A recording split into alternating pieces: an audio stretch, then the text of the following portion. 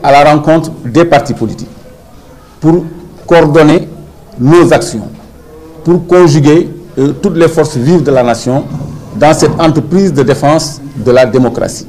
Nous installerons dans les quartiers des comités de liaison qui se chargeront de recenser tous les jeunes dont les cartes d'identité ne sont pas valables pour voter, où on a inscrit, non inscrits sur les listes électorales, qui vont recenser tous les jeunes qui ont vu leur carte d'identité retenue et qui, le moment venu, parce que nous nous acheminons vers une série de manifestations, et le moment venu, les populations ainsi organisées pourront faire face à ce que j'appelle l'affront du régime en place.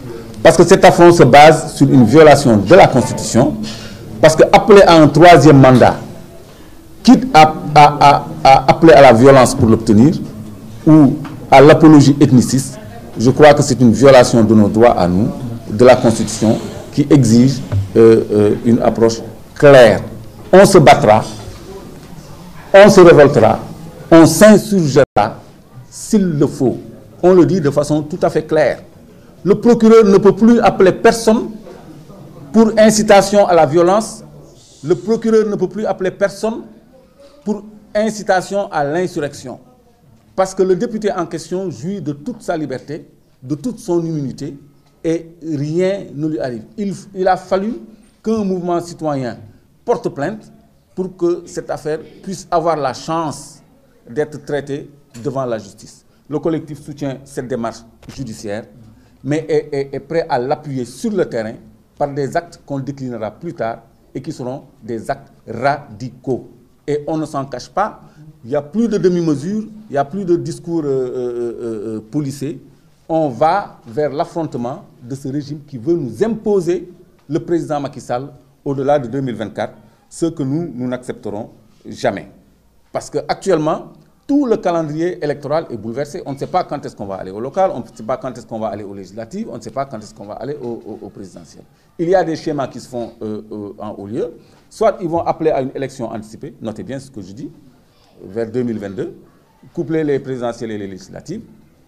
Et dans ce cas, on ne pourra pas parler de troisième mandat parce qu'il n'aura pas deux mandats, il sera apte pour se présenter. Soit on décale le calendrier électoral jusqu'à le répercuter sur la tenue des élections à venir. Il y a déjà des cadres de l'APR qui prônent un demi-mandat, c'est-à-dire de tenir les présidentielles en 2027. Je pense que vous avez eu écho de ça. Ou alors forcer la candidature du président Macky Sall en 2024.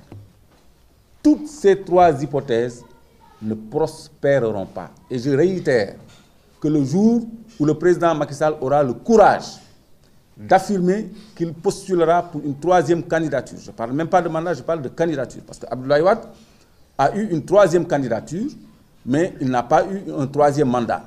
Et il l'a voulu. Donc je parle de troisième candidature. S'il postule à une troisième candidature, on sonne l'insurrection tout de suite. Qu'on se le tienne pour dit. Il nous appartient, nous, au peuple, de défendre la démocratie, de défendre la Constitution, quand l'État se présente, quand l'État viole les droits des populations, comme cité dans la Charte universelle des droits de l'homme. Je vous remercie. Je crois que notre frère Abdou Karim